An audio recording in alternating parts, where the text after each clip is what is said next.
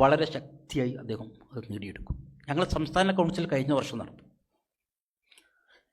സലാം സാഹിബാ return ചോദിച്ചാൽ സലാം സാഹിബ് പറഞ്ഞു നബിദിനത്തിന് നടത്താം. നബിദിനത്തിന് എല്ലാവരും ലീഗാരൊക്കെ നബിദിനായിട്ട് പോയി നമുക്ക് ഇവിടെ സ്വൈര്യമായിട്ട് ഇവിടെ നടത്താം, ആരും ഉണ്ടാവില്ല, അതിൻ്റെ ബുദ്ധിമുട്ടൊന്നും ഉണ്ടാവില്ല.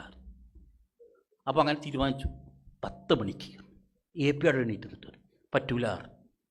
സലാം എന്താ ഉണ്ണിഷ്ണായി നബിദിനാണ്.